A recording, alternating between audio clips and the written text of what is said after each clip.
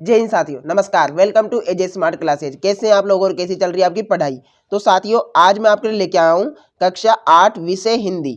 जैसा कि आपको पता है और जिन बच्चों को नहीं पता है मैं बता दूं कि जो राजस्थान बोर्ड है साथियों, उसने जारी कर दिए हैं कक्षा 8 के मॉडल पेपर। मॉडल पेपर क्या होते हैं? मॉडल पेपर आपके जो बोर्ड परीक्षा होगी कक्षा 8 की, उसका जो सैंपल पेपर होता है ना, कि बोर्ड परीक्षा में आपका पेपर किस प्रकार का आएगा, कितने क्वेश्चन होंगे, बड़े कितने होंगे, छोटे कितने होंगे, वो बताने के लिए बोर्ड एक मॉडल पेपर यानी सैंपल पेपर जारी करता है, जो जारी हो चुका है। और आज हम बात करेंगे उसी मॉडल पेपर के एक विषय हिंदी की, जिसमें हम हिंदी का पूरा समाधान करेंगे। क्योंकि साथियों, जो मॉडल पेपर जारी हुए हैं उनमें आंसर नहीं है, केवल क्वेश्चन दिए हैं। लेकिन काफ़ी बच्चे परेशान है कि हम आंसर कहाँ से ढूंढें, क्योंकि सिलेबस तो साथियों ज़्यादातर स्कूलों में कंप्लीट ही नहीं होता है, तो बच्चे इनके आंसर ढूंढ नहीं पाते हैं। तो टेंशन मत लीजिए, आज के वीडियो में मैं आपको कक्षा 10 के विषय हिंदी के मॉडल पेपर के सभी क्वेश्चन के आंसर बताऊंगा, बिल्कुल सटीक, ठीक है। और उसके बाद आपको ये मॉडल पेपर कैसे मिलेगा, आप कैसे प्राप्त कर सकते हैं, तो डायरेक्ट ही आपको ये मॉडल पेपर मेरे द्वारा दे दिया जाएगा, उसकी आप चिंता ना करें।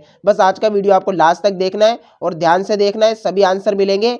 फिर वीडियो कंप्लीट होने के बाद आपको इनके पीडीएफ भी हमारे द्वारा दे दिए जाएंगे। तो सबसे पहले हम बात करें, यहाँ पर लिखा है प्रारंभिक शिक्षा पूर्णता प्रमाण पत्र परीक्षा वर्ष 2023। ठीक है साथियों, वर्ष 2023 से आपका जो टाइम टेबल है वो बहुत जल्द आ जाएगा। जैसे ही आएगा हम आपको बता देंगे।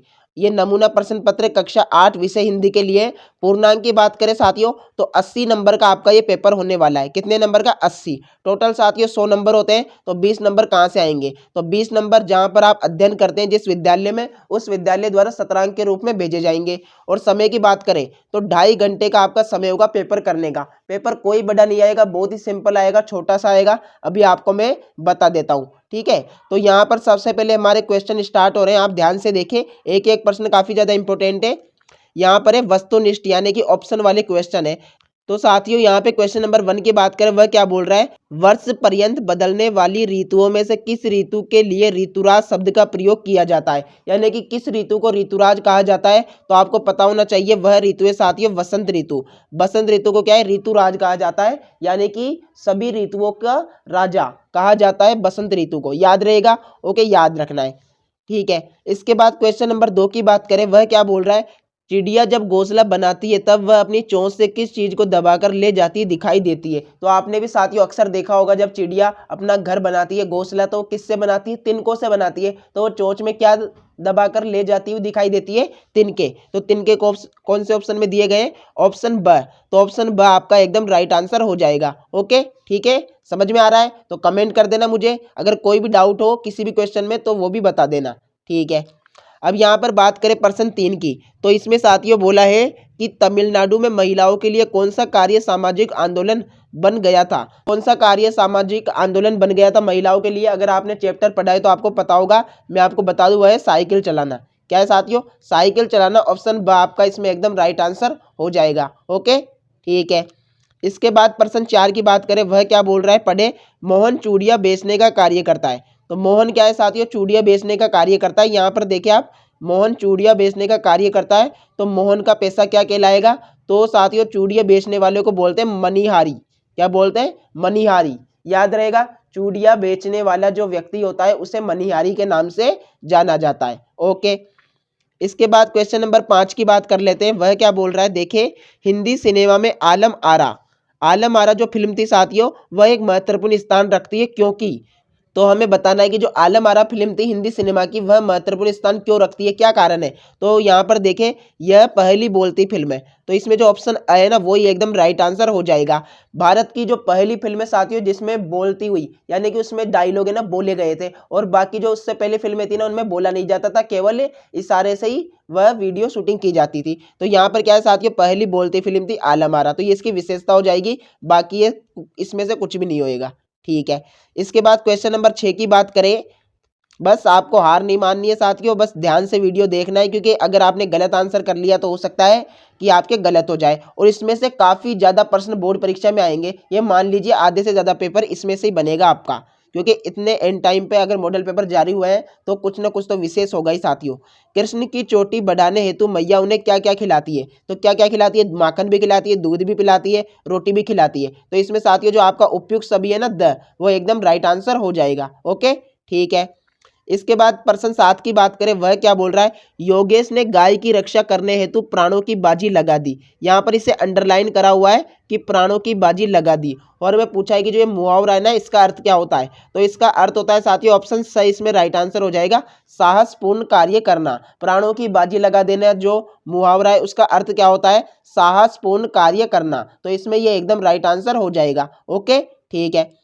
इसके बाद प्रश्न 8 की बात करें जो कि वस्तुनिष्ठ का लास्ट क्वेश्चन है, राम ने टोपी पहनी, रेखांकित शब्द है उसका बहुवचन करना है। तो साथियों टोपी का टोपिया होता है, लेकिन लिखा यहाँ पर भी है, लेकिन ये गलत है, ये भी गलत है और ये भी गलत है। ये वाला आपका सही है ना, वो एकदम राइट आंसर हो जाएगा। इसमें साथियों मात्राओं की शुद्धि देखनी है हमें, ठीक है। ओके, ठीक है। अब इसके बाद हम बात करें, अति लघुरात्मक प्रश्न यहाँ से स्टार्ट हो रहे हैं। आप देखें अति लघुरात्मक प्रश्न यहाँ से स्टार्ट हो रहे हैं। अब इसमें प्रश्न 9 आता है जो बोल रहा है, हरे हरे ये पात, हरे हरे ये पात, डालिया कलिया कोमल गात। ध्वनि कविता में इन पंक्तियों के अनुसार हरे हरे ये पात का क्या अर्थ है, यानी हरे हरे जो पात दिया है साथियों इस कविता में, उसका क्या तात्पर्य हमें बताना है। तो मैं आपको स्क्रीन पे आंसर बता देता हूँ, आप इसमें लिखना, वसंत ऋतु में पौधों की डालियां, फूलों की कलियां और छोटे पौधे सभी कोमल होते हैं। क्या साथियों, वसंत ऋतु में पौधों की डालियां, फूलों की कलियां और छोटे पौधे सभी क्या है, कोमल होते हैं। तो यहाँ पर जो हरे हरे शब्द है ना, उसका मतलब है पेड़ पौधों से है, ठीक है। हरे हरे ये जो पात है इसमें पेड़ पौधों की कोमल कलियों से है इसका तात्पर्य, ठीक है। तो आप एग्जाम में ये लिख देना अगर ये क्वेश्चन आए तो। ओके, तो अब इसके बाद प्रश्न नंबर 10 की बात कर लेते हैं, वो भी काफी ज्यादा इंपॉर्टेंट है, सभी मॉडल पेपर के सभी प्रश्न। जिस प्रकार फिल्म में कार प्रत्यय लगाने से फिल्म कार बनता है, इसी प्रकार कार प्रत्यय लगाकर दो नए शब्द बनाओ। तो साथियों इन्होंने बोला है कि जैसे कोई शब्द होता है, जैसे यहाँ पर होता है फिल्म, अगर इस फिल्म में मैं प्लस कर दूंगा कार, तो क्या बनेगा साथियों, क्या बनेगा, वह बनेगा फिल्म कार। तो वह ऐसे ही बोल रहा है कि जिस प्रकार फिल्म में कार जोड़ने से फिल्म कार बनता है ना, उसी प्रकार कार प्रत्यय लगाकर, प्रत्यय क्या होता है जो शब्द के पीछे जुड़ते हैं, वो लगाकर क्या है दो शब्द बनाओ। तो एक मैं आपके लिए लिख देता हूं, एक तो आपके लिए यहां पर हो जाएगा सलाहकार, क्या हो जाएगा, एडवाइजर जो होता है ना, सलाहकार हो जाएगा एक शब्द तो, और एक शब्द हो जाएगा आपका झनकार। कौन सा, झनकार, कोई भी लिख सकते हैं आप, ठीक है। तो सलाहकार और झनकार मैंने दो शब्द पूछे थे, वो आपको बता दिए, ठीक है। तो आप एग्जाम में लिख देना। इसके बाद प्रश्न नंबर 11 की बात करें, वह क्या बोल रहा है देख लेते हैं कि दिए गए व्यक्तिवाचक संज्ञा शब्द का वाक्य में प्रयोग कर लिखिए। जयपुर और गोविंद दो हमें नाम दिए गए हैं, जो क्या है व्यक्तिवाचक संज्ञा है, हमें इनका वाक्य में प्रयोग करना है। तो कुछ भी लिख दीजिए, जैसे जयपुर का मैं लिख देता हूं कि रमेश जयपुर घूमने गया। क्या साथियों, कुछ भी लिख दीजिए, बस इसमें जयपुर शब्द आना चाहिए, घूमने गया लिख देंगे, ठीक है। फिर लिखने के बाद क्या करना है, इस जयपुर को अंडरलाइन कर देना, ठीक है। रमेश जयपुर घूमने गया। तो इसके बाद गोविंद है, तो गोविंद का भी लिख देते हैं, गोविंद विद्यालय जाता है। सिंपल से ना, और भी अगर आपको कुछ आते हैं ना तो आप लिख सकते हैं, इसमें ज़्यादा दिक्कत की बात नहीं है। गोविंद विद्यालय जाता है, बहुत ही सिंपल। ओके, ठीक है। अब इसके बाद बात करें, साइकिल चलाने के कोई दो लाभ लिखिए। साइकिल चलाने के दो लाभ, तो यहाँ पर फर्स्ट लाभ तो आप लिख देंगे कि इससे क्या है मोटापा कम होता है साथियों, ठीक है। साइकिल चलाने से क्या है मोटापा कम होता है, ठीक है। साइकिल चलाने से मोटापा कम होता है। और दूसरा लिख देंगे आप, फेफड़ों को स्वस्थ बनाता है, फेफड़े स्वस्थ बनते हैं, ठीक है। मतलब साथियों सुबह सुबह की ताज़ी हवा या साइकिल चलाते हैं तो हवा में से गुजरते हैं ना, तो इससे में क्या है हमारे जो फेफड़े हैं ना स्वस्थ और स्वच्छ बनते हैं, ठीक है। यहाँ पे लिख दीजिएगा स्वस्थ बनते हैं। ओके, ठीक है। मैं स्क्रीन पे लिख रहा हूँ ना जिस प्रकार से हो रहा है साथियों, बस आपको याद रखना है। मैंने क्या बताया साथियों कि साइकिल चलाने से एक तो मोटापा कम होता है, एक फेफड़े स्वस्थ बनते हैं। ओके, ठीक है, आप एग्जाम में लिख देना। इसके बाद प्रश्न नंबर 13 क्या बोल रहा है वो भी देख ले। सभी प्रश्नों के आंसर बताऊंगा साथियों, एक भी नहीं छोड़ेंगे, बस आपको वीडियो लास्ट तक देखना है, बीच में नहीं छोड़ना है, क्योंकि इससे क्या होगा साथियों कि जो आपके बाकी जो क्वेश्चन है इंपॉर्टेंट जो बोर्ड एग्जाम में आ सकते हैं वो भी रह सकते हैं, इसलिए आपको पूरा वीडियो देखना है ताकि आपके बस केवल मॉडल पेपर से ही बोर्ड परीक्षा में अच्छे से अच्छे यानी बहुत अच्छे नंबर आए, आपको A+ ग्रेड मिले, ठीक है। तो यहाँ पर प्रश्न नंबर 13 क्या बोल रहा है, दिन प्रति हानि होती गोरस की, गोरस शब्द का क्या आशय है। तो गोरस शब्द का हमें आशय बताना है, तो यहाँ पे लिख देना गोरस शब्द का जो आशय है ना दूध से बने पदार्थों से, क्या है, दूध से बने पदार्थ। जो गोरस शब्द है ना साथियों उसका अर्थ है दूध से बने पदार्थ। अब आपको भी पता होगा कि दूध से क्या क्या बनते हैं, इसमें आपका आ जाएगा घी, दही, मक्खन, ये सारे क्या है इसमें आ जाएंगे। ओके, तो आप ये लिख देना।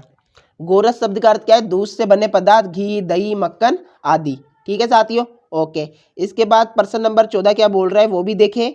गवैया को टोपी बनवानी थी, इसलिए वह किस किस के पास गई? वेरी इंपॉर्टेंट क्वेश्चन है, बहुत ही शानदार प्रश्न है, इसको ध्यान से समझना।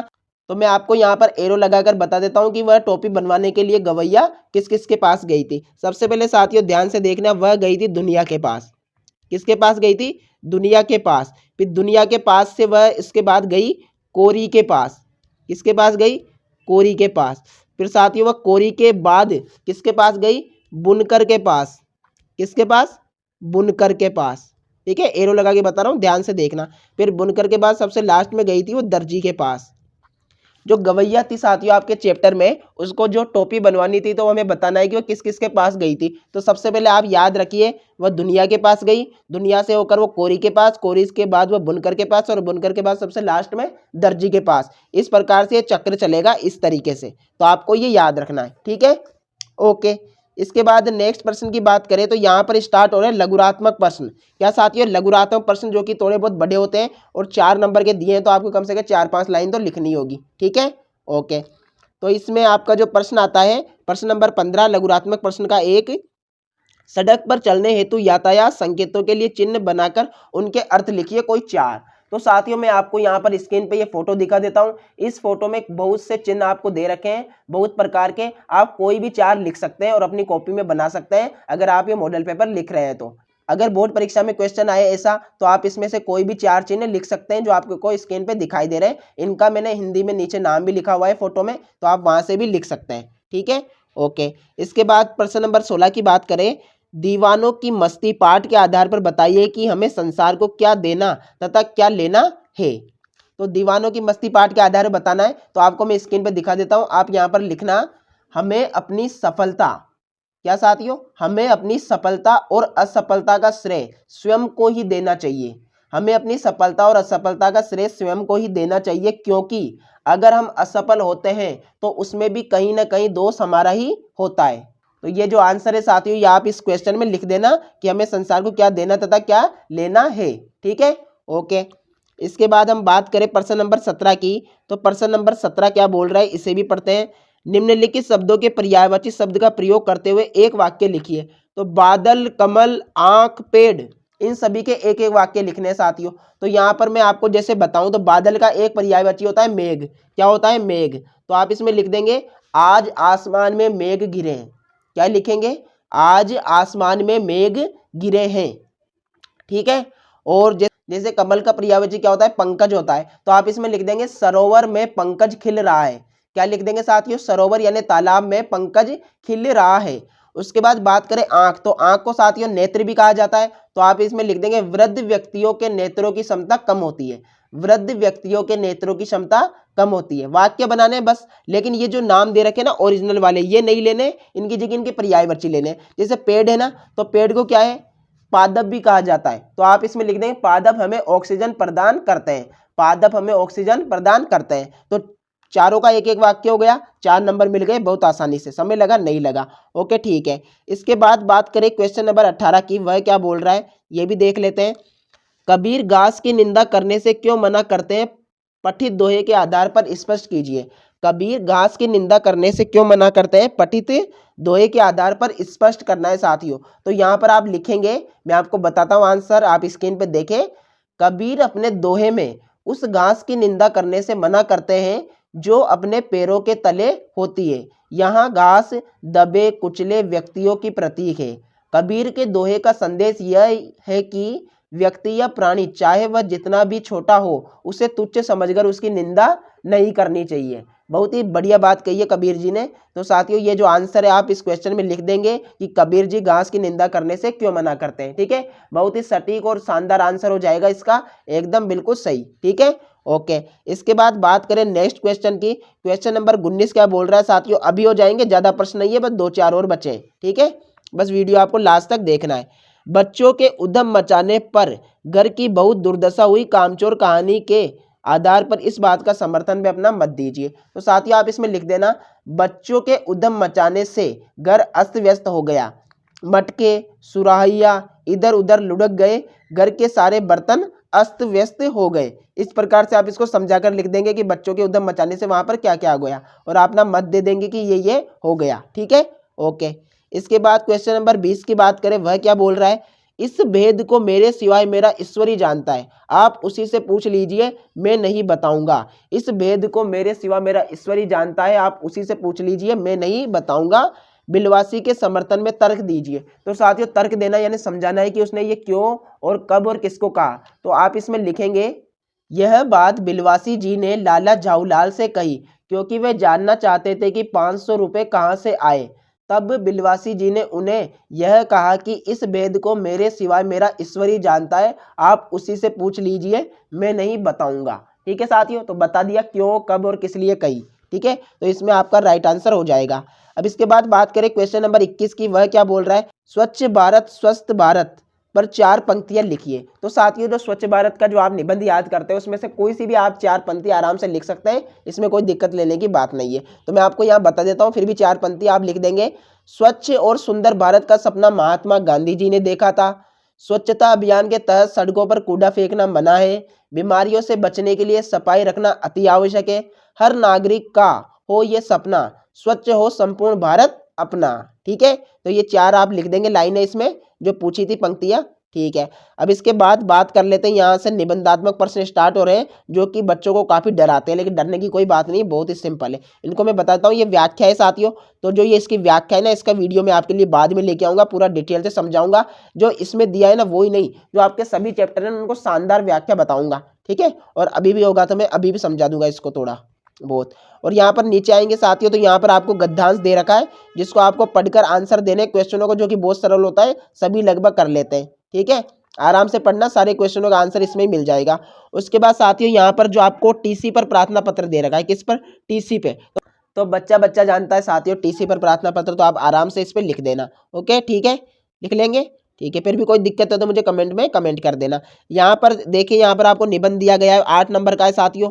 तो बालिका शिक्षा, पर्यावरण प्रदूषण, 21वीं सदी भारत, बेटी बचाओ बेटी पढ़ाओ, कोई से भी एक टॉपिक पे आप आराम से एक पन्ना लिख दीजिएगा, आपका काफ़ी है। ठीक है, तो अब बात कर लेते हैं ये पीडीएफ आपको कैसे मिलेगा साथियों। तो जिन बच्चों के पास मॉडल पेपर के पीडीएफ नहीं है उनको क्या करना है, डिस्क्रिप्शन पे जाना है, वहां पर लिखा होगा व्हाट्सएप ग्रुप में ऐड हो, उस लिंक पर क्लिक करके व्हाट्सएप ग्रुप में ऐड हो जाइए। वहां पर आपको मेरे द्वारा डायरेक्टली सभी 6 विषयों का पीडीएफ दे दिया जाएगा बिना किसी टेंशन के। ठीक है ना, तो आपको परेशानी लेने की जरूरत नहीं है कि कहाँ से डाउनलोड करें, कैसे डाउनलोड करें, डायरेक्ट ही पीडीएफ आपको मिल जाएगा। तो धन्यवाद साथियों, जय हिंद जय भारत। वीडियो पसंद आए तो वीडियो को लाइक कर दे, चैनल को सब्सक्राइब कर दे, और भी अन्य विषयों का आपको अगर समाधान चाहिए तो मुझे कमेंट कर दें, वो भी आपके लिए जल्द लाएंगे। धन्यवाद, जय हिंद जय भारत।